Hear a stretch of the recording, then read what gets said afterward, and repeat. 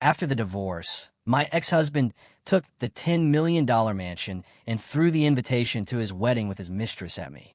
My mother smiled and said, "Go, my daughter. Mom will show you a magnificent play." The ink was still fresh on the divorce papers, a stark declaration of my new reality. The man I had loved more than life itself, Ethan, had just stripped me of everything. The $15 million estate, the culmination of my youth and passion, was snatched from beneath my feet. Not only did he toss me out empty-handed, but with a sneer that twisted his once handsome face, he flung a vibrant red wedding invitation at me. It featured a sickeningly happy photo of him and his mistress.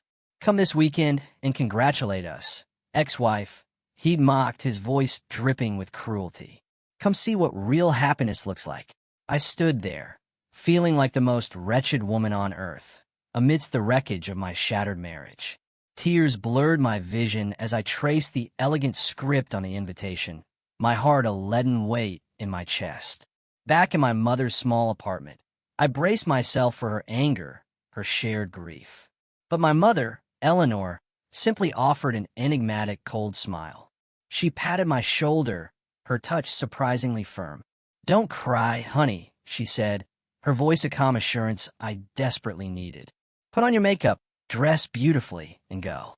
Mom's going to show you a magnificent performance. Every great show, you see, starts with an invitation. You need to understand who I was, who we were, to truly grasp the depth of this betrayal. I am Isabel, an interior designer. I fell in love at first sight with Ethan, an attractive and talented media executive. He painted a dazzling world for me, a rosy future, and I believed him with every fiber of my being. We married, and the most extraordinary wedding gift came from my mother, a sprawling estate in the exclusive Hamptons, which we lovingly named the Haven. My mother, a simple homemaker, had raised me alone after my father passed early, a constant struggle that I witnessed firsthand. I knew she had poured every last cent of her savings into that precious gift. That's why the Haven meant so much more than just property to me. I dedicated 3 years of my life, my passion, to personally design and oversee its construction, transforming it into a work of art. I wanted to repay my mother's boundless heart and build a happy home with the man I loved. But I had no idea that paradise would soon turn into a living hell.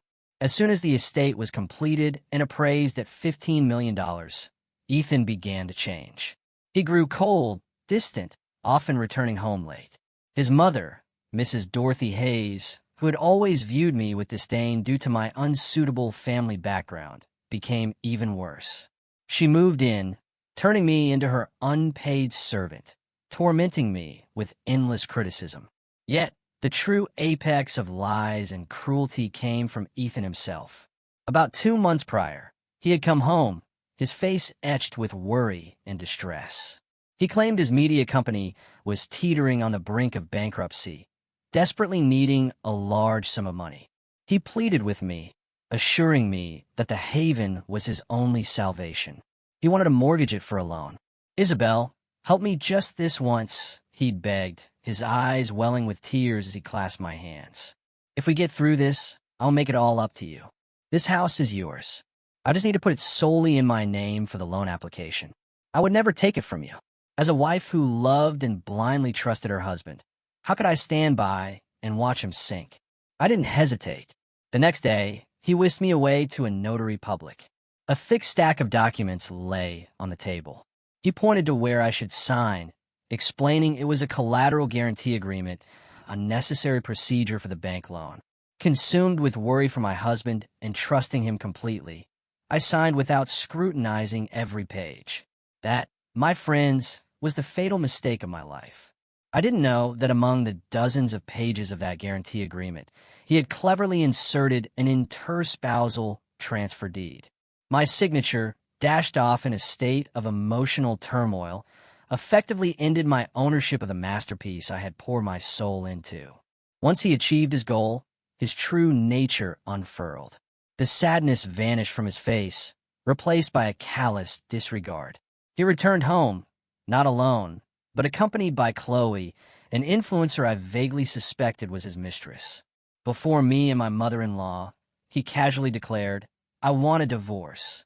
My mother-in-law, far from being surprised, smiled with satisfaction. It turned out everything had been a charade, orchestrated by them both. The story of the company crisis was a cunning ruse to trick me into signing away my home. "Look at you," he'd sneered, his gaze sweeping over me. "Always stuck at home. You're so plain and boring.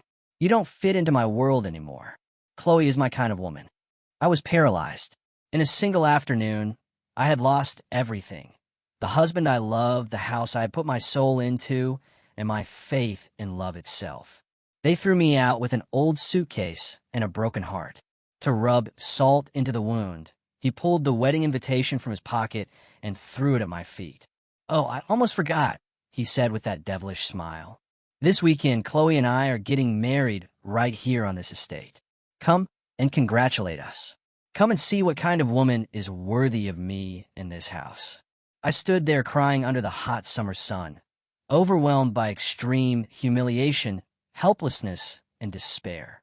I had nowhere to go, only my heavy suitcase dragging me back to my mother's small apartment in the city. Seeing me return in such a pathetic state, my mother didn't ask much. She just hugged me in silence. Sobbing, I recounted everything: Ethan's betrayal, the wicked plot he used to steal the haven. I showed her the invitation, the tangible proof of my humiliation. I expected her to cry with me, to rage, to curse that traitor. But she didn't. She looked at the invitation in silence, and an enigmatic, inscrutable smile I had never seen before touched her lips. "They're getting married at the Haven?" she asked in a strangely calm voice. "Good. Very good." I stared at her, astonished. "Mom, why would you say that?" She set down the invitation and lightly patted my shoulder. Her eyes, usually so gentle, now held a sharp, calculating glint I had never noticed. "Don't cry, honey," she said firmly. "Make yourself beautiful. Choose your most spectacular dress and go to that wedding. I promise you a magnificent performance awaits you. A truly magnificent performance." If you listening to my story are wondering what kind of magnificent performance my mother could possibly have prepared and how I could ever get justice from that cunning ex-husband, know that her enigmatic smile, far from alleviating my pain, left me even more confused and lost. My world had just collapsed. I had lost the husband I loved, the house I had invested all my passion into, and I had been humiliated to the core of my being. How could my mother be so calm? How could she smile at her own daughter's tragedy? "Mom," I sobbed, leaning on her shoulder, "it's all over. I have nothing. You even took the house you gave me. I'm useless. I couldn't protect it. I thought she would comfort me, tell me that material possessions can be recovered. But instead, she patted my back and helped me sit down. She looked me straight in the eye, and her normally tender gaze now held a strangely sharp intensity. "Isabel," she said, her voice no longer that of a loving mother, but of someone completely in control. "Lift your head. Tears solve nothing. The one who should be crying now is not you, but that traitor." She walked to the kitchen and prepared a cup of hot herbal tea for me. The warmth of the cup spread through my hands, but it couldn't thaw my frozen heart. I sat staring blankly at the white wall. My mind was empty. Only the image of Ethan and Chloe smiling happily on the invitation, and his cruel words, "Come see what real happiness looks like," resonated in my head. My mother sat across from me, watching silently, saying nothing. Her look was not one of pity, but of patience, as if she were waiting for me to calm down on my own. After a long while, when my sobs subsided, she spoke slowly. "Isabel, have you ever wondered why I always hid my past? Why I told people I was a simple homemaker living off the small pinch your father left?" I looked at her, confused. "No, I never wondered. I always believed it. I thought you struggled your whole life to raise me, and that the estate was everything you had." My mother sighed slightly and walked over to an old wooden cabinet in the corner of the room. She opened a locked drawer and pulled out a dark red lacquer box, marked by time. She placed it on the table and carefully opened it. Inside were no jewels or money, but old black and white photos and several yellow notebooks. "This is the real me," she said calmly. She handed me a photo. In it, an elegant young woman posed next to a famous French chef. Below the photo, an inscription read, Eleanor Vance, winner of the International Master Chef Competition, Paris, 1995. I gasped. Mom, is this you? Yes, she nodded. She handed me another photo where she was shaking hands with the head of state at the opening of a luxury restaurant.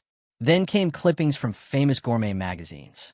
They all spoke of one woman, the grand dame of American hospitality. Mom, you are? I stammered, incredulous.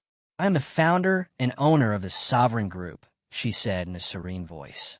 The Sovereign Group. That name hit me like lightning. It was a national brand, a hospitality and gourmet empire valued in the billions, with hundreds of luxury hotels and restaurants across the country and abroad. But why? Because of your father, she said, a deep sadness crossing her gaze. Your father was a good man, a talented artist. I loved him madly, but he could never overcome my shadow, which was too large. My money and fame, without my realizing it, killed his self-esteem and his talent. He lived his whole life feeling inferior and guilty. She took my hand. When your father died, I promised myself I wouldn't let that tragedy repeat with you, my daughter. I wanted you to have a normal life, to find a man who truly loved you for you, not for the immense fortune you would inherit. That's why I decided to live in the shadows and hide everything. I watched Ethan very closely, she continued, her voice hardening. At first, I hoped he was an ambitious and good man to you. I thought perhaps you had found the right man, but I still didn't completely trust him. The blood of an entrepreneur doesn't allow me to bet everything on a game with uncertain odds. So, she said with an enigmatic voice, when I gifted you the Haven, I didn't just give you a property. What does that gift mean? I asked, still not understanding. My mother smiled. It was the same cold smile I saw when she looked at the wedding invitation. It wasn't a simple gift, my daughter. It was a trap, a legally perfect trap. And Ethan, with his greed and ignorance, has walked right into it. Saying this, she pulled another folder from the box, bound in dark blue leather that looked new. Your real wedding gift is here. I took the folder from her trembling hands. It felt strangely heavy, not just because of the paper, but because of the secret I was about to discover. My mother's glorious past, the Sovereign Group empire, all of this already exceeded my imagination. And now it turned out that my wedding gift concealed another secret, a trap. I opened the cover, and the first thing my eyes saw was the phrase, conditional deed of gift of real property. Conditional deed of gift, I murmured, understanding nothing. Exactly, my mother said, her voice now like that of an experienced attorney. When I decided to gift you the estate, I had the best legal team of the Sovereign Group draft this contract. It's not a normal deed of gift, my daughter. She pointed to a clause printed in small, precise print, but carefully underlined. I squinted and read. The efficacy of this deed of gift and the property rights of the donees, Isabel and Ethan Hayes, shall only be recognized as long as both parties maintain a valid marital relationship evidenced by a legal marriage certificate and live together as a unified couple. I read the clause over and over, and then an astonishing realization began to dawn in my mind. Mom, what does this mean? It means, my mother explained clearly, that the ownership of the estate is directly tied to your marital status. As long as you are husband and wife, the house is yours. But the moment the marriage is legally dissolved by divorce, this deed of gift is automatically voided, and the property immediately reverts to its original owner, me. The world seemed to spin before my eyes. A perfect legal trap, a move that even the most cunning person could not have foreseen. But he already tricked me into signing the deed over to him, I said, still worried. What good does that do? My mother scoffed. He's just a mid-level media executive. How could he possibly outsmart my legal team? Those papers he made you sign, whether they are a deed of transfer or a property agreement, are legally considered secondary transactions derived from the original contract. To put it simply, Isabel, Ethan's claim of ownership grew from the root of the contract I gave you. Now that you have divorced, that root has been severed. The tree has no choice but to wither and die. All subsequent documents are worthless. The house has not been his from the moment the judge issued the divorce decree.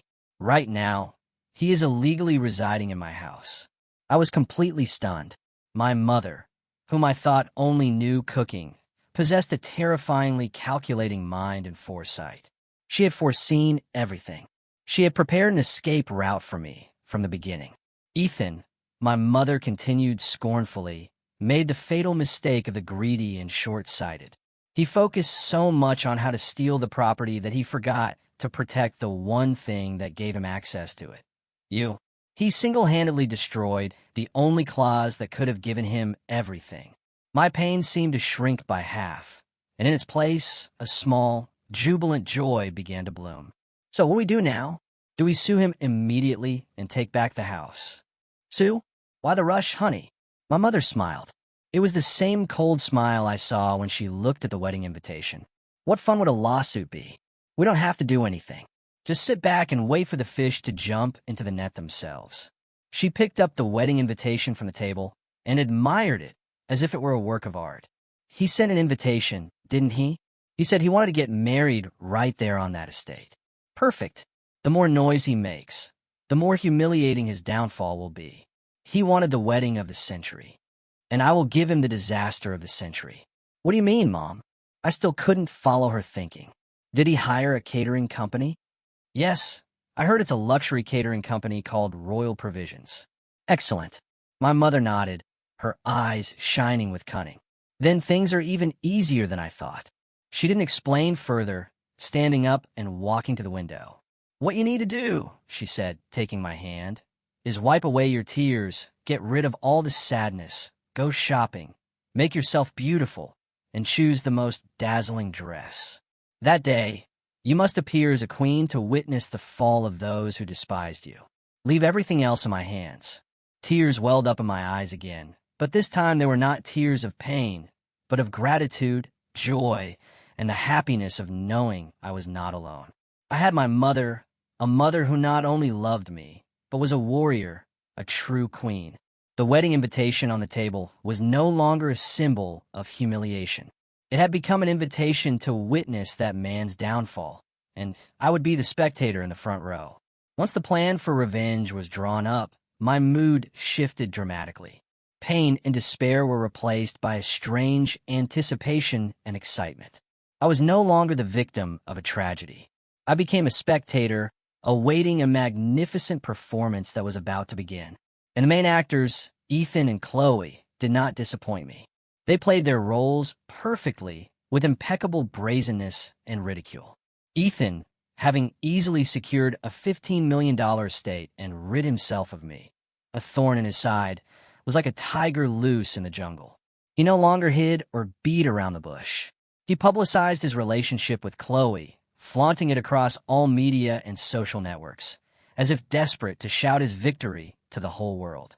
Chloe's social media, the influencer with hundreds of thousands of followers, suddenly transformed into a reality TV channel, showcasing her luxurious life at the Haven estate. Every day, she posted dozens of photos and stories. One day, a photo of her posing next to the infinity pool in a designer bikini, with the caption, "Peace in my corner of paradise." The next, a breakfast served on the balcony, beautiful as in a magazine, accompanied by the exclamation, "When you wake up every day and the person you love has prepared such a breakfast for you, can one be happier?" Seeing those photos, I could only laugh scornfully. That paradise she was enjoying had been meticulously cared for by me, brick by brick, blade of grass by blade of grass. That breakfast she boasted about was probably hastily bought by Ethan, who couldn't even boil an egg. But the peak of their ostentation were the posts about the preparations for their wedding of the century. Ethan, leveraging his media executive connections, pulled every string to turn this wedding into a major publicity event. He invited online gossip magazines and famous bloggers to cover it. He spared no expense, investing enormous sums in hiring the best service providers. Chloe's wedding dress will be custom designed by a famous French designer. The wedding bands would be a pair of limited edition diamond rings from Tiffany & Company, and the banquet, of course, would be held in the Haven Garden with hundreds of VIP guests, catered by the Regal Company Royal Provisions. As Ethan proudly declared in an interview, every time an article was published, every time an image was shared, it was like another knife plunged into my heart. But now it didn't hurt. On the contrary, it made me feel more satisfied. The bigger and louder they were, the more miserable their fall would be. Meanwhile, my mother and I led a quiet life. My mother took me to one of her high-security, completely private penthouses downtown. "Rest here," she told me. "Your only job now is to make yourself truly beautiful, truly radiant." She hired the best team of experts for me: a nutritionist, a personal trainer, a skincare specialist. I started a scientific regimen of exercise and diet. I read books, listened to music, learned more about art. I was not only recovering physically, but reinventing my whole soul. Sometimes old mutual friends would send me articles about Ethan and Chloe, adding words of comfort and encouragement. "Forget him. That kind of person doesn't deserve you. I'm sick of seeing that girl. What a shameless mistress." I only smiled and thanked them. They didn't know I didn't need their pity. I was waiting for a different performance. Drunk on victory, Ethan had completely lowered his guard. He didn't wonder at all why I had disappeared so quietly. Perhaps he thought I was so hurt that I had accepted my fate and hidden somewhere to lick my wounds. Nor did he suspect anything about the catering company he had chosen. The fame and exorbitant price of Royal Provisions led him to believe it was the perfect choice to demonstrate his status. He didn't know he was placing the sharpest knife in the hands of his enemy. Their charade of ostentation became increasingly ridiculous. Chloe even made a house tour video, showing off every corner of the estate, presenting the furniture I had personally chosen as if it were the result of her exquisite taste. In the comment section, thousands of people praised her, but some of my friends who had visited the estate recognized the truth. "Hey, Isabel chose that ceramic vase. That layout looks familiar. It's exactly Isabel's style." But those comments were quickly deleted. They wanted to erase all trace of me, to act as if I had never existed in that house. But they didn't know that the soul of this estate and the soul of the performance about to begin were in someone else's hands. The offices of Royal Provisions were located on the top floor of a luxury building in the heart of Manhattan. Ethan and Chloe entered with their heads held high, as if they were very important clients. They were led to a private meeting room with glass walls offering panoramic views of the city. A middle-aged woman in an impeccable black suit, her hair neatly pulled back, entered. It was Miss Davis, the operations director of Royal Provisions, and one of my mother's most competent right-hand people. "Mr. Hayes, Miss Thompson." "Good morning." Miss Davis smiled professionally. "It is a great honor for us to serve at your wedding of the century." "Good morning, Miss Davis," Ethan said smugly, shaking her hand. "You know Royal Provisions' reputation. My wedding must be the best in everything, the most perfect. Money is no object." "Of course," Miss Davis nodded. "That's our motto. What are your ideas for the banquet menu?" Chloe, who had been quiet until now, opened her mouth in a saccharine voice. "I'm not really into rustic American cuisine. I'm more accustomed to international dishes. The menu has to be truly luxurious, full of things like Alaskan king crab, Wagyu beef, French foie gras. I'm not used to low-class, heavy food like chitlins or Brunswick stew." She glanced sideways at Ethan, as if to send a veiled message about me, his rustic ex-wife. Ethan nodded approvingly. "That's right. My Chloe has very refined taste. Miss Davis, prepare the most exclusive menu. My guests are all people of status. We cannot disappoint them." Miss Davis only smiled meaningfully. She noted all their requests in her notebook. "Yes, understood. I promise we will prepare a special menu that will give you and all your guests an unforgettable gastronomic experience." After bidding farewell to Ethan and Chloe, Miss Davis immediately made a call. "Madam Chairwoman, the fish is bitten." On the other end of the line, my mother, Eleanor, was sitting in her study, sipping tea. She smiled slightly. "Good. Proceed according to plan.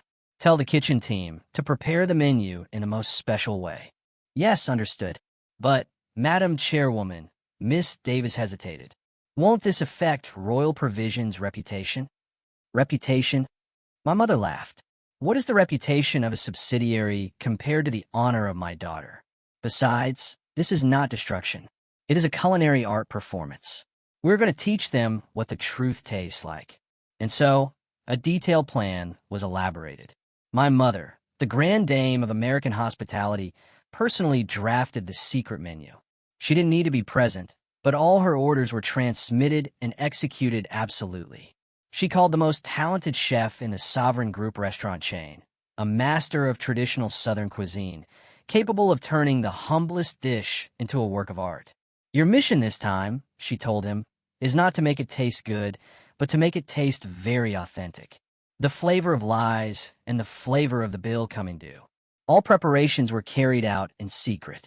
Ethan and Chloe remained convinced they would have a royal banquet. A few days before the wedding, Royal Provisions sent them a fake menu full of bombastic names in French. Seared foie gras with fig sauce, baked lobster thermidor. They nodded contentedly upon seeing the menu, unaware that behind those names hid a completely different truth. They were too intoxicated by victory, too arrogant to have the slightest caution. They didn't know that this arrogance was turning them into puppets in my mother's hands. In the days following that fateful meeting with the catering company, my world changed completely. I no longer spent nights crying or woke up in the mornings with a feeling of emptiness and despair. The pain was still there, like a deep wound that would never fully heal. But it no longer dominated me. In its place, a new feeling burned, a flame that had risen from the ashes of betrayal, determination. I was no longer Isabel, the weak, abandoned wife. I was slowly becoming the daughter of my mother, Eleanor Vance, the grand dame of American hospitality, a woman who would never allow anyone else to decide her fate. My mother had not only given me a plan for revenge, but something much more important. She had given me back my self-esteem. Don't waste your tears on someone who doesn't deserve them, my daughter, she told me. Instead of crying, turn the pain into strength. Stand up, hold your head high, and show the world that without him, you are 10,000 times better off. And that is what I did. I began a transformation process, a reinvention of myself, both inside and out. My mother's luxurious penthouse was no longer a refuge for my sadness. It became my personal training center. Every morning, instead of curling up under the covers, I rose at 5 a.m. to practice yoga with my mother on the terrace, breathing the fresh city air and feeling a new energy filling my body. Afterward, I spent an hour in the private gym under the supervision of the best personal trainer. Every drop of sweat not only restored my figure, but also washed away the worries and bitterness accumulated over a long time. My diet also changed completely. My mother, with her expert gastronomic knowledge, personally designed a nutritious diet for me that was not only healthy, but also helped improve my skin and figure. I no longer skipped meals or ate just anything. I learned to take care of my body, to love myself, something I had completely forgotten in the last 3 years. But the biggest change was not physical, but mental. My mother didn't give me a second to wallow in negative thoughts. She took me to art exhibitions, to classical music concerts. She introduced me to her friends, successful businesswomen, talented artists. I came into contact with a completely different world, a world of knowledge, creativity, and strong, independent women. I listened to their stories, learned from their experiences, and slowly realized that a woman's world cannot revolve solely around one man. It was a much wider and more colorful world. And my mother took me to her best friend, the famous fashion designer, Mrs. Montgomery. Eliza, she said, help this child find herself again. Create an outfit that transforms her from Cinderella to a true queen. Mrs. Montgomery looked at me with the piercing gaze of an artist. She didn't ask about my past. She simply observed my gaze, my walk, even how I sat in silence. Eleanor, she said, don't worry. This child is not Cinderella. She has always been a princess. She just momentarily forgot where she left her crown. For the following week, I spent most of my time in Mrs. Montgomery's design studio. She didn't just try dresses on me. She taught me about style, about how to combine outfits, about the language of fashion. She told me that clothes are not just to cover the body.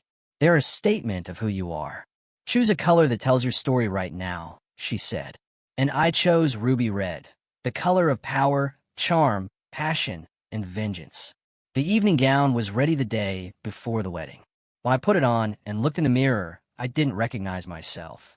The high-quality satin silk dress fit my body perfectly, highlighting every curve I had achieved with exercise. A bold, strapless neckline, a deeply cut back, and a high slit. I was no longer the image of the docile and simple Isabel. The woman in the mirror was a completely different person. Seductive, mysterious, and with an air of authority. "Magnificent," Mrs. Montgomery admired. "Isabel, you don't have to do anything. The moment you walk in there, you'll have already won." I smiled. I was ready. I no longer felt fear or resentment, just a strange calm. I wasn't going there to ruin a party or recover what was lost. That love, that person, were no longer worth it. I was going there as a special spectator, to see a performance, and to officially put an end to my past. I would show Ethan, Chloe, and his entire family how splendid and strong the woman they had cruelly discarded had been reborn. That weekend, the Hampton sky was clear and sunny, as if wanting to further enhance the wedding of the century for Ethan and Chloe. The Haven estate, into which I had poured all my passion, was now ostentatiously decorated, but in a completely different style. The refined and cozy atmosphere I had tried to create was gone, replaced by exaggerated, opulent luxury. Thousands of white and pink roses formed a gigantic floral arch. White silk ribbons hung everywhere. And in the center of the garden, a large stage had been erected with a massive LED screen projecting the couple's romantic wedding photos on a loop. Everything was perfect and ostentatious perfection on the outside, but empty on the inside. From noon on, luxury cars began arriving in a line. The guests were all influential personalities from the world of business and entertainment. Journalists also gathered in the press area, ready to capture every moment of this much-talked-about event. The party protagonists, Ethan and Chloe, appeared as a fairy tale prince and princess. Chloe wore a wedding dress from a famous brand with thousands of glittering diamonds. Her face was perfectly made up, and her happy smile was unrestrained. She clung to Ethan's arm, moving from table to table, receiving congratulations and envious glances. She was at the peak of her life. She had landed a rich husband, the wedding of her dreams, and an estate that millions would envy. She didn't know that all of it was a sandcastle about to be swept away by a tsunami. Ethan was also drunk on victory. He looked elegant and self-assured. Having seized the estate and married a beautiful, rich new wife made him feel like a king. He wanted everyone to flatter and envy him. He had completely forgotten my existence. Or perhaps he deliberately tried to forget it. To him, I was a mistake of the past, a stain that had been cleaned. My ex-mother-in-law, Mrs. Dorothy Hayes, also dressed in an elegant pantsuit, moved back and forth boasting about the new daughter-in-law who was indeed worthy of her son. "Look, this is how my son's wife should be," she proudly told her friends. "Beautiful, capable, and knows how to treat people. She is a blessing to our family." She didn't know that the blessing she was bragging about was about to turn into a catastrophe. The wedding ceremony went smoothly and perfectly. They exchanged rings, cut the cake, and toasted with champagne. The applause was continuous. Ethan took the microphone, his voice full of false emotion. "Thank you all for coming to celebrate with us today. Today, I'm the happiest man in the world because I have married the most wonderful woman, Chloe." He turned to the bride and kissed her forehead. The entire venue erupted in applause and cheers again. Camera flashes fired incessantly, immortalizing their golden moment. They were at the height of fulfillment, of victory, and that was the perfect moment. And then the master of ceremonies announced, "And now, ladies and gentlemen, raise your glasses and prepare to enjoy the royal banquet prepared by the best catering company in New York, Royal Provisions." That was the signal. I, who until now had been sitting quietly in the parked car outside, observing everything in secret, smiled slightly. Their performance was over, and now it was time for my mother's show to begin. Following orders, dozens of waiters in white uniforms slowly emerged from the kitchen area, respectfully carrying trays of food covered with silver lids. Everyone was expectant. They wondered what delicacies would be served at such a luxurious wedding. Lobster? Filet mignon? Or perhaps something exotic? Ethan and Chloe also looked at the service team. A satisfied smile still lingered on their lips. They were ready to receive the admiration and praise of their guests. And then, the silver lids were lifted in unison. But what appeared beneath was neither lobster nor Wagyu beef. The luxurious banquet space was suddenly filled with a very characteristic, intense, earthy aroma, completely out of place in that setting. It was the pungent odor of spicy Brunswick stew accompanied by deep-fried chitlins. The instant the silver lids were lifted in unison, the luxurious garden space of the estate fell into stunned silence. The melodic background music suddenly became incongruous, and the laughter died away. Hundreds of guests dressed in their elegant evening gowns and tuxedos looked with an indescribable expression at the dishes that had just been placed on their tables. There were no red Alaskan king crabs, no fragrant grilled Wagyu beef, no rich French foie gras. Instead, before them lay the most rustic dishes one could imagine, dishes they probably would never have imagined seeing at the wedding of the century. On the white English porcelain plates with delicate gold rims, artful presentations of Brunswick stew sat. Alongside the stew, carefully arranged pieces of deep-fried chitlins. Chitlins lay, quintessential street food dishes respectfully served at the tables of a multi-million-dollar wedding. But what caused the strongest impression, what seized everyone's sense of smell, was the stew itself. A potent, heavy dish, its characteristic odor permeating the air. For gourmets, it was an aroma representing the Southern soul. But in such a luxurious wedding hall, it was an olfactive disaster. The intense smell of the chitlins ruthlessly made its way into every corner of the garden, mixing with the ladies' Chanel No. 5 perfume to create the strangest combination of scents in the world.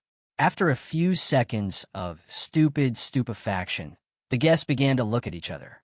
What were initially only whispers began to turn into a growing murmur. What is this? Chitlins? Am I seeing this right? My God, what is that terrible smell? Some of the ladies, accustomed to immaculate environments, had to wrinkle their faces in disgust and cover their noses. Even the journalists and reporters invited to write complimentary articles about the lavish wedding were left open-mouthed, cameras in hand, unsure whether they should take photos or not. This was not a simple accident.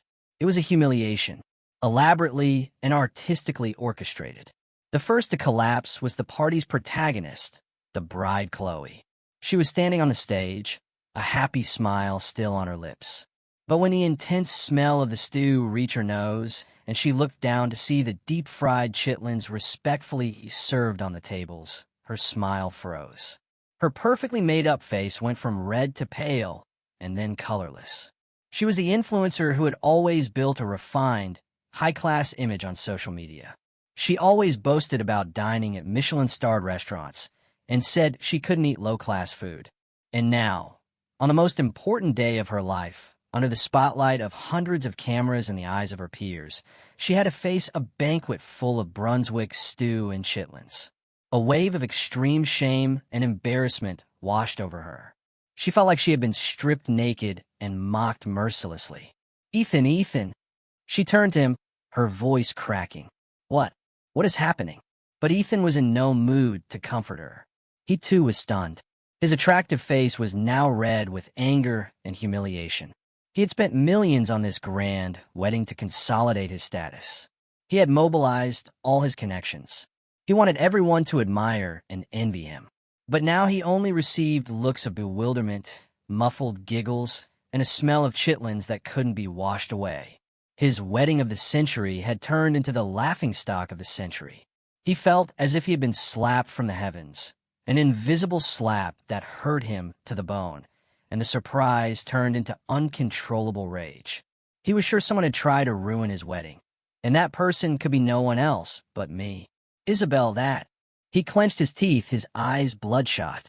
He forgot all pretense, all his role. Now he was just a man maddened by humiliation. Ethan's anger erupted like a long-contained volcano. He didn't care about the guests or the bride sobbing beside him. His only goal was to find the culprit of this disaster and tear them to shreds. He rushed down from the stage, his face flushed and eyes bloodshot, searching everywhere. "Where's the manager?" "The manager of Royal Provisions."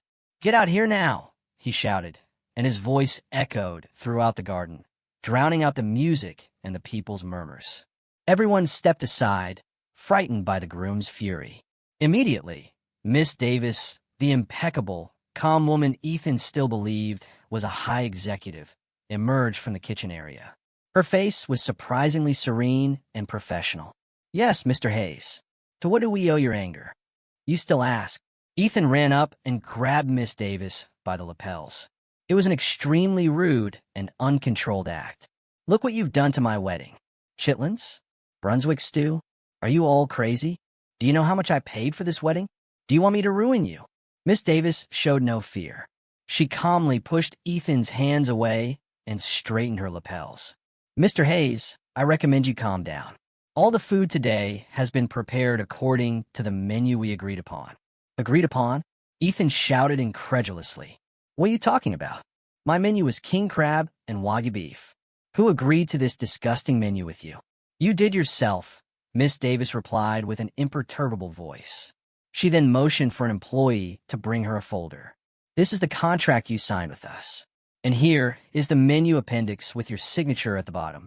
She opened the last page. There, under a long list of traditional Southern dishes, was Ethan's signature, clear and undeniable. The day he signed the contract, he was too confident and unprepared. He only glanced at the main clauses and signed all the pages without carefully reading the appendix. He had fallen into the most basic trap. "It's her." He raised his head, his bloodshot eyes staring into the void as if seeing me. "I'm sure it's that Isabel. She conspired with you to harm me. Where is she? Where is she?" He shouted like a crazed beast, starting to search for me. The scene was total chaos. Guests began to feel the situation was getting serious, and some got up and quietly left. They had come to congratulate, not to witness such a disgraceful farce. Chloe, after a few moments of stupid stupefaction, also couldn't bear it anymore. Shame turned into anger. She also ran up, but not to stop Ethan, but to vent. "What have you done, Ethan?" She hit his chest with her fists, crying. "What have you turned our wedding into? A laughingstock, a circus. I should have known. Marrying a man with a past as complicated as yours was sure to bring trouble. Now look, all of New York will laugh at me." "Shut up." Ethan shoved her hard, and she nearly fell. "What do you know? This is all my ex-wife's fault. She's here. She's definitely here laughing at us." He was right. I was here, but not to laugh. I was sitting in a car with black, tinted windows, parked right outside the estate gate, calmly observing everything through a screen connected to a hidden camera. Beside me was my mother, Eleanor. She simply sat and took a sip of tea without any expression on her face. "Is it time, Mom?" I asked in a slightly trembling voice. My mother set down the teacup. "Yes," she nodded. "It's time for the Queen to make her entrance." She gestured to the chauffeur. The iron gates of the estate slowly opened, and our car slowly advanced toward the center of the chaotic scene. All the noises and discussions suddenly ceased. From the couple to the remaining guests, everyone turned in astonishment to look at the luxurious sedan driving in. They knew the protagonist of the show had finally appeared. My mother's black Audi 8 slowly advanced toward the center of the chaotic scene, smooth and silent, like a black panther entering its territory. It stopped in the center of the garden, just a few feet from where the couple stood frozen, right where the stage light shone brightest. All the noises faded. Ethan's screams, Chloe's sobs, the guests' murmurs. Everything vanished, leaving only the low hum of the vehicle's engine and the heartbeats of those present. They held their breath, waiting to see who would step out of this luxurious, uninvited car. The car's rear door slowly opened. First, a pair of ruby-red Christian Louboutin stilettos appeared. The blood-red sole was arrogant and authoritative. Then, a slender silhouette in a dazzling ruby-red evening gown. It was me, Isabel. The moment I stepped out of the car, the entire garden fell into an explosive silence. I was no longer the Isabel of yesterday. I was not the woman with the tired face, old clothes, and gaze always cast downward. The woman standing before them, now, was a completely different person. My hair was pulled back in an elaborate updo, revealing my long neck and sparkling diamond earrings. Professional makeup had concealed any trace of fatigue, leaving only a sharp face, red lips, and a calm, cold gaze. The ruby red dress fit my body, accentuating every curve I had achieved with exercise, turning me into a dazzling flame that burned every gaze. I stood tall with an elegant poise in complete contrast to the disheveled, mascara-streaked bride Chloe next to me. My appearance, as splendid as it could be, was a silent provocation. It was a direct slap in the face of Ethan and his family. Isabel. Ethan was the first to react. Surprise soon turned into even greater anger than before. He thought everything, from the Chitlin banquet to this chaos, was my doing to ruin him. "You dare to show up here?" he shouted, pointing a finger at me. "This is all you're doing, isn't it? You conspired with them to ruin my wedding. Is it because you're jealous?" He lunged at me like a crazed beast, but he was easily stopped by my mother's robust, black-suited chauffeur. "Let me go. I have to teach that wench a lesson," he struggled, shouting expletives. My ex-mother-in-law, Mrs. Dorothy Hayes, also reacted. After the initial shock, only hatred and anger remained. She also ran up next to her son and began her usual dramatics. My God, look at this, everyone," she wailed to the remaining guests. "After my son left her, now she comes back to ruin the wedding. What a shameless woman to proudly return after being thrown out. You can tell she was raised without a proper family." She deliberately emphasized the words, "without a proper family," trying to twist a knife in my pain, but it no longer hurt. I watched them act in silence. I saw the man I once loved, now, insulting me with the ugliest words. I saw the woman I tried to treat as a mother, now, using the vilest words to humiliate me. The crazier they became, the more miserable their fall would be. "Are you two finished acting?" I finally opened my mouth.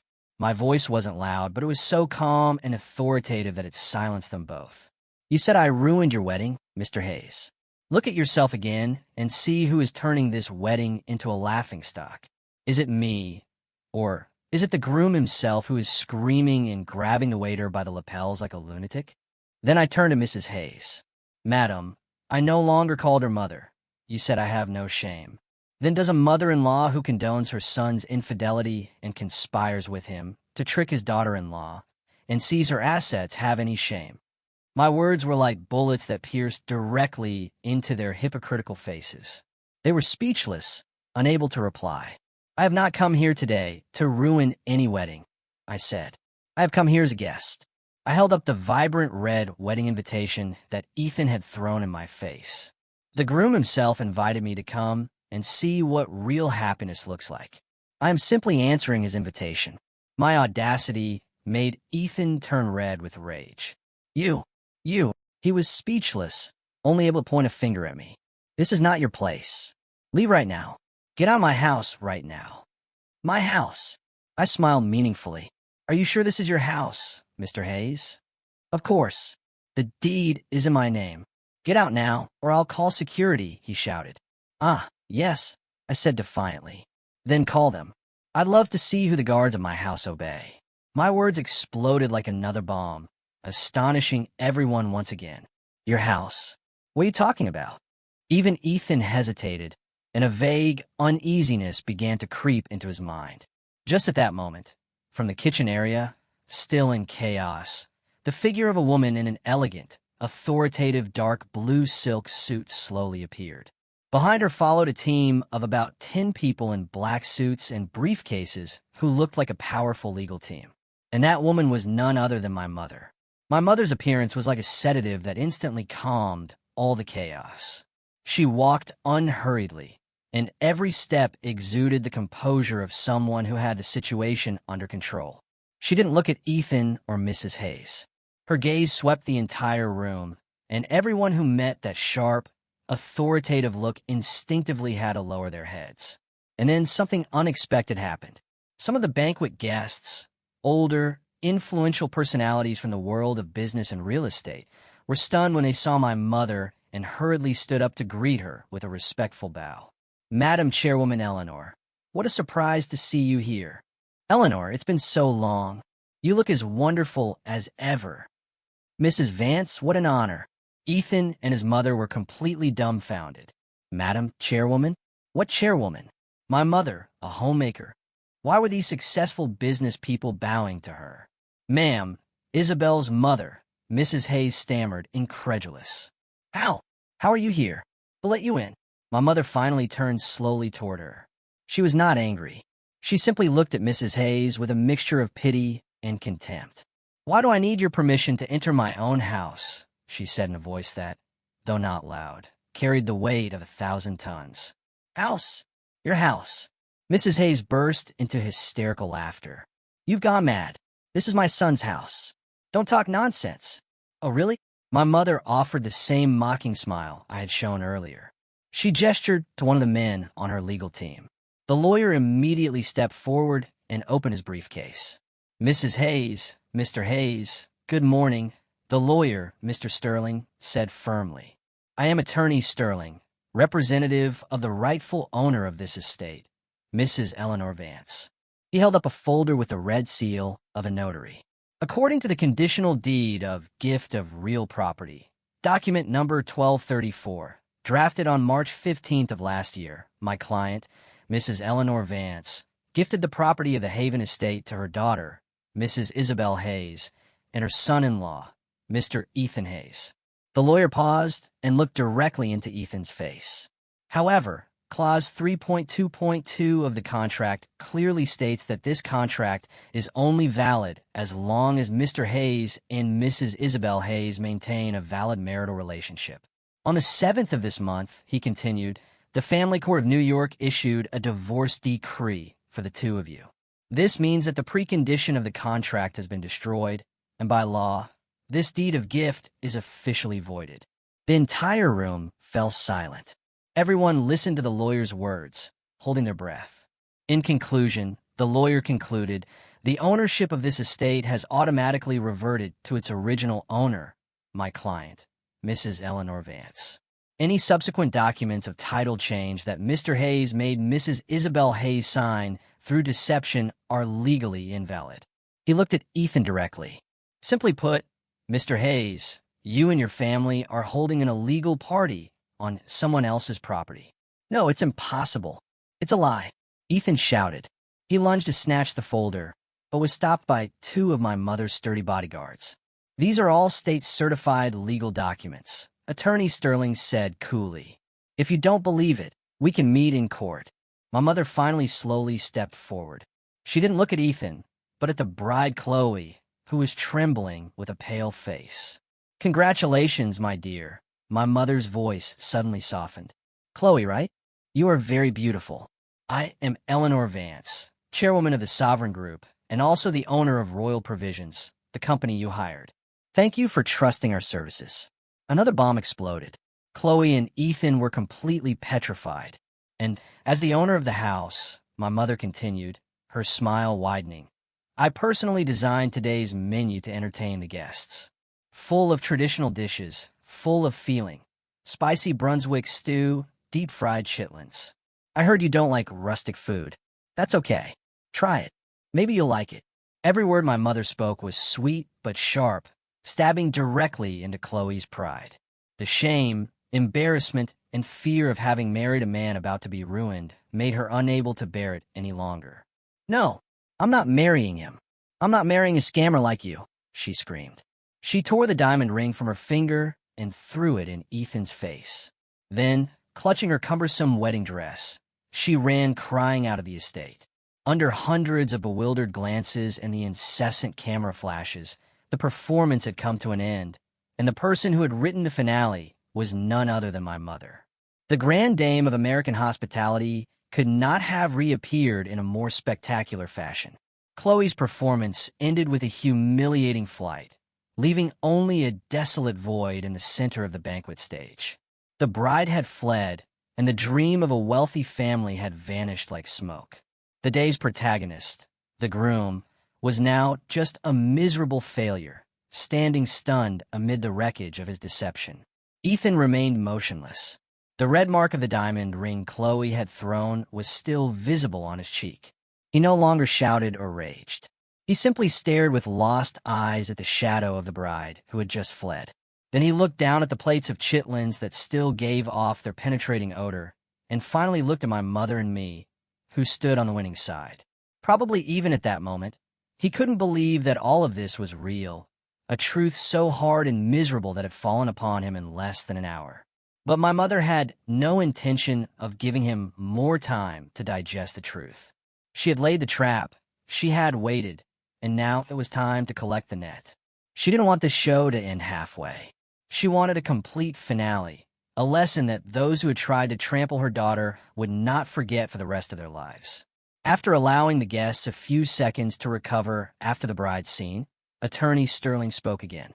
His voice was cold and firm, without the slightest emotion, like a judge reading the final sentence.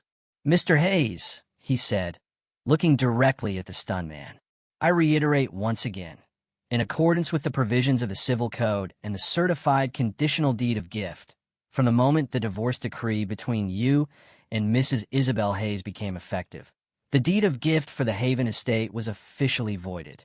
He held up the folder once more, as if to emphasize the irrefutability of its legal effect. "This means that all rights of ownership, use, and disposal of this property have automatically been transferred back to its original owner, our client, Mrs. Eleanor Vance. Any act of occupation and use of this address by you and your family after the date of the divorce is an illegal act." Every word from the lawyer was like a hammer blow to the minds of Ethan and his mother. Mrs. Hayes, who had collapsed onto a bench, finally reacted. She staggered up and pointed a finger at my mother. "It's a lie. You are all scammers," she screamed hoarsely. "This house belongs to my son. We have the transfer papers. Isabel signed. You have no right." My mother only looked at her with pity. "Mrs. Hayes," she said calmly, "ignorance of the law is not an excuse to exempt you from guilt. Those papers your son tricked my daughter into signing only have value if his ownership of this house is legitimate. But unfortunately, the moment he decided to divorce my daughter, he himself voided that ownership." She approached and looked her directly in the eye. "You were always very proud of your son, weren't you? You thought he was clever, talented, that he could calculate everything. But look, because of a little greed and myopia, he has become a fool, a nobody. Are you still proud of him?" My mother's words were like the final thrust that completely pierced Mrs. Hayes's pride. She was speechless, trembling from head to toe. She realized that everything had been a trap, a perfect trap that she and her son had willingly walked into. Attorney Sterling spoke again, his voice becoming extremely severe. "On behalf of the rightful owner, I formally demand that Mr. Ethan Hayes, Mrs. Dorothy Hayes, and all unrelated persons vacate the premises of this estate immediately." "Vacate? This is my wedding. You have no right to kick me out." Ethan raised his head, his eyes bloodshot. "Your wedding is over," Attorney Sterling replied without the slightest concession. "The bride has fled, and you are holding an illegal event on someone else's property. According to the law, we have every right to demand that you cease this infringement immediately. If you do not cooperate, we will be forced to request the intervention of law enforcement." "You wouldn't dare." Ethan clenched his teeth. He still tried to cling to his last shred of pride. He could not accept the fact of being expelled from his own wedding of the century in front of hundreds of people. He looked around for support, but only received looks of bewilderment, compassionate headshakes, and glances of scorn. No one took his side. They had seen enough of his brazenness and stupidity. It was time for the show to end, and the final curtain was drawn by an irrefutable order. Seeing that Ethan remained stubborn, my mother said nothing more. She nodded slightly to the lawyer. Attorney Sterling immediately pulled out his phone and quickly dialed a number. "Hello, Security Chief. We have some individuals who have illegally entered the chairwoman's property and are causing a disturbance. Please escort them out according to procedure." The call ended. In less than 2 minutes, a security team of about 20 people, all robust and tall in black uniforms, entered silently and professionally from a gate. They were the internal security team of the Sovereign Group, trained to handle the most complex situations. Their appearance completely crushed any will for resistance from Ethan. He saw the security team approach him, and their imposing presence let him know that everything was truly over. The head of the security team bowed respectfully to my mother and me and then turned to Ethan. "Mr. Hayes," he said in a low, authoritative voice, "we have received instructions to ask you and your family to leave this place. Please cooperate. You don't have the right." Ethan still weakly shouted. "We do have the right," the team leader replied. "We are exercising our authority to protect the property on behalf of the rightful owner." Then he gestured. Two security agents immediately approached Ethan and held his arms firmly. "Let me go. Do you know who I am?" He struggled, but it was useless. His strength was not comparable to that of professionally trained people.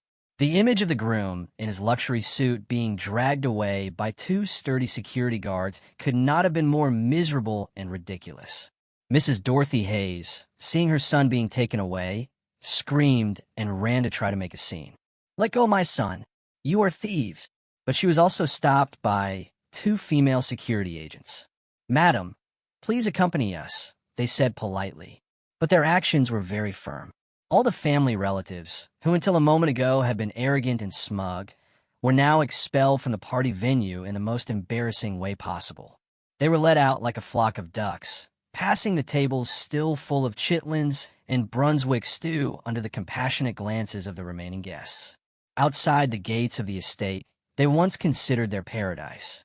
Once the family was evicted, my mother took the microphone from the stage. She did not look at the stunned guests, but at the dozens of press cameras that were still recording. "Ladies and gentlemen," she said, no longer as a mother avenging her daughter, but as an authoritative chairwoman. "I am Eleanor Vance, chairwoman of the Sovereign Group. I apologize for making you witness such a lamentable performance today." She paused and smiled, "But the banquet is already served and the food is on the table. If you don't mind these traditional dishes, please help yourselves. Consider this an unexpected launch party for the future Sovereign Group restaurant brand at the Haven Estate." Her words, humorous but sharp, made the entire hall erupt in applause. Not only had she recovered her house, but she had turned a media disaster into an unbeatable public relations opportunity. "And as for my daughter," she continued, pulling me to her side, "I introduce you to my only daughter, Isabel. She will be joining me in the management and development of this culinary brand." She raised my hand high, and all eyes and all camera lenses focused on me. I was no longer the abandoned daughter-in-law. I stood next to my mother as the heir to an empire, as a princess who had reclaimed her kingdom. The wedding of the century had become the disaster of the century for Ethan's family. But for me, it was a new beginning, brighter than ever. I took my mother's hand and looked ahead, where a new future, a new life awaited me. That fateful night ended with Ethan's family being escorted out of the gates of the Haven Estate by the Sovereign Group security team. Before hundreds of eyes and dozens of camera lenses, they were thrown into the night, homeless, without honor, and with nothing more than a bleak and dark future. But that was only the beginning of their hell on earth, a hell built with the bricks of greed, arrogance, and betrayal. That same night, the videos of the wedding and the Chitlin banquet became a storm on social media. Hashtags like hashtag Chitlin Wedding, hashtag Revengio of the Century, and hashtag The Grandam Strikes Back trended at breakneck speed. It was no longer high society gossip. It became a national media phenomenon. People shared, commented, and created memes. Ethan's anger-distorted face, Chloe's pale face of shame, and especially the image of the luxurious plates of Brunswick stew and chitlins on the tables of a multi-million-dollar banquet became immortal memes. The next morning, before the sun fully rose, the real earthquake began. All major media outlets, from the most important online newspapers to prestigious business journals, published shocking headlines in unison. The downfall of the media executive who lost a $15 million estate and his future wife. The legal slap of the century and the spicy revenge of chairwoman Eleanor Vance. And from dream wedding to Chitlin disaster, the bitter end of a greedy traitor. Ethan and Chloe's names became more famous than ever, but it was a fame filled with infamy and humiliation. All information about them was dug up by netizens. Ethan's promiscuous past, Chloe's statements about her fake, posturing life on social media, and even the harsh words Mrs. Dorothy Hayes had said to me in the past were revealed by my former friends. Everything came to light, and they became the laughingstock of the whole city, the topic of all conversations. For Chloe, the influencer who lived on image and public acclaim, this was a fatal blow, a death sentence for her fake life career. Her personal account was attacked by tens of thousands and then hundreds of thousands of people. Not only did they insult her, but they used precisely that rustic food to scorn her. Did you eat chitlins today, sweetie? A mistress gets chitlins and a scammer husband. Let's see if you learn not to despise good food now, you phony. The fashion and cosmetic brands that had signed advertising contracts with her in the past unanimously announced the cessation of collaboration, not wanting their brand image to be tainted by this embarrassing scandal. Unable to bear the humiliation, she closed all her social media accounts and did not dare to leave her house. The dream of becoming the daughter-in-law of a wealthy family was shattered. Her influencer career vanished, and in its place only remained a stain that would haunt her for life. The nickname the Chitlin Snob. But the ones who had to bear the most direct and heavy consequences were Ethan and his family. Expelled from the estate, they had nowhere to go. They had to temporarily stay in an old, cramped apartment of barely 400 square feet. The same one Mrs. Hayes had previously criticized as a rat hole not fitting their status. The harsh contrast between a $15 million estate and an old apartment, between a life of luxury and a miserable reality, was terrible mental torture. But even that temporary peace didn't last long. The media company where Ethan was an executive faced an unprecedented crisis after the scandal broke out. Large clients sensitive to image sent emails and called in unison to demand contract terminations. They could not continue collaborating with a media director whose private life was a disaster, a scammer, and a person of bad repute. The board of directors called an emergency meeting, and the final decision was quick and ruthless. Fire Ethan immediately and issue a press release declaring that they had nothing to do with his personal actions to save the company's remaining reputation. Having lost his job, his house, his future wife, and his honor, Ethan collapsed completely. He no longer shouted or went crazy. He locked himself in that narrow room and drank day and night. He couldn't face anyone. He couldn't answer the phone. He couldn't read the newspapers. But he couldn't escape from himself. My image in the dazzling red dress, my mother's calm smile, and the intense smell of chitlins from that fateful night tormented him in every sleepless night. He had everything in his hands, a wife who truly loved him, the house of his dreams, a bright future. But because of his infinite greed and betrayal, he himself had shattered everything. But the hell didn't stop there. My mother, Eleanor, was not a person to do things halfway. She decided to go all the way to teach them an unforgettable lesson about the weight of the law. The Sovereign Group's legal team formally sued Ethan for fraud and misappropriation of assets for tricking me into signing the deed, and for illegal occupation for occupying and using the estate after the property rights were invalidated, with irrefutable evidence from the original contract with a secret clause to the power of attorney he tricked me into signing. Victory was almost certain. Furthermore, Ethan also had to face a series of lawsuits from the sponsors of his wedding of the century. They had spent millions promoting their brand, but in the end, they were embroiled in an embarrassing media scandal. They demanded full compensation for damage to their image and costs. Debts accumulated like a snowball, and his future darkened behind bars. His mother, Mrs. Dorothy Hayes, after witnessing her son go from a star to a criminal in an instant, from pride to shame, finally couldn't bear it anymore. The enormous shock aged her 10 years and weakened her health. Life in a cramped, deficient environment, coupled with the neighbor's scorn, led her to be hospitalized in a state of severe nervous and physical exhaustion. She lay in the cold bed of a public hospital with no trace of the composure of the wicked mother-in-law who coveted superficial fame from before. She was just an old, helpless woman watching her family collapse and be ruined by her own stupidity and greed. The hell on earth was not far away. It was the remorse, regret, and humiliation that would haunt them for life. A never-ending sentence. A year later, when the noise of the scandal had gradually subsided, a new story became the topic of conversation in the Hamptons. But this time, it was not a tragedy or a comedy, but a story full of inspiration and pride. The Haven estate, which had shocked the world with the Chitlin wedding, had now been dressed anew and had a new mission. It was no longer a closed private estate. My mother and I decided to convert it into a special space, something unprecedented in the U.S., a place that combined high-end American cuisine restaurants with a center for architecture and culinary culture exhibitions. We called it the Heritage Promise. This place not only offered the quintessence of three great American culinary traditions, Southern, Western, and Northeast, created by the best chefs of the Sovereign Group in a unique architectural space, but it was also a place to exhibit the designs and models of talented young architects, to organize cultural talks, traditional cooking classes, and weekend markets, honoring the organic produce of American farmers. We wanted to turn the estate into a place that honored the value of cultural roots, a place where the children of America could return and feel proud.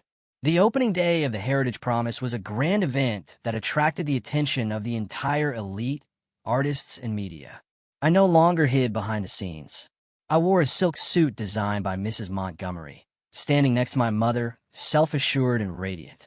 As the operations director of this project, I was no longer the interior designer who only knew four walls.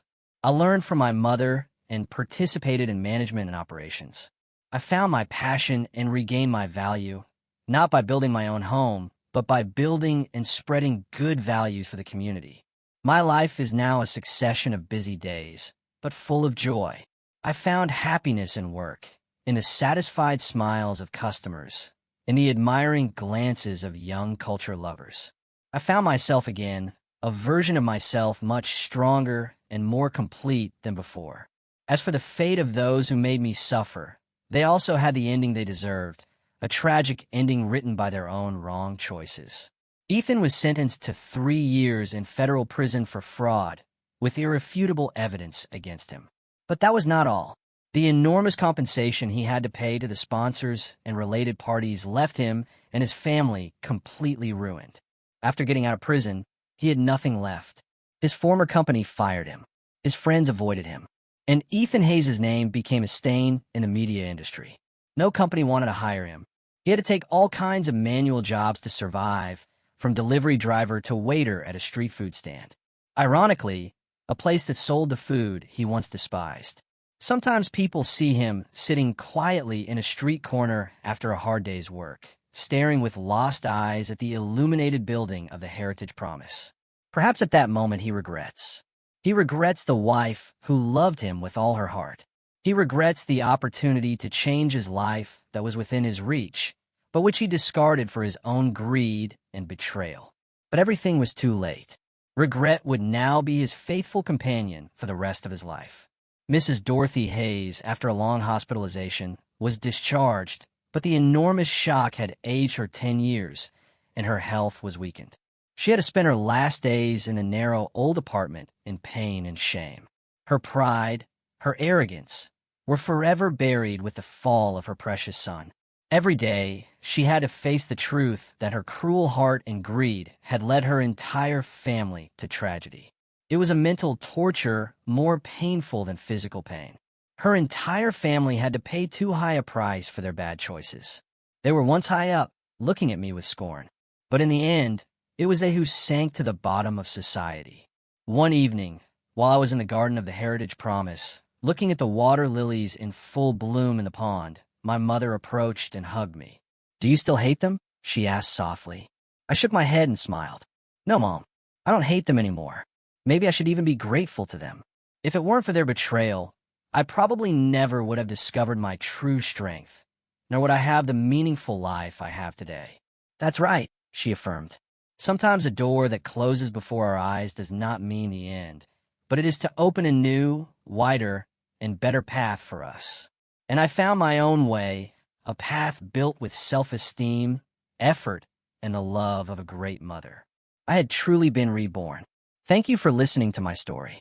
Take care, and may you find your own path, whatever challenges life presents.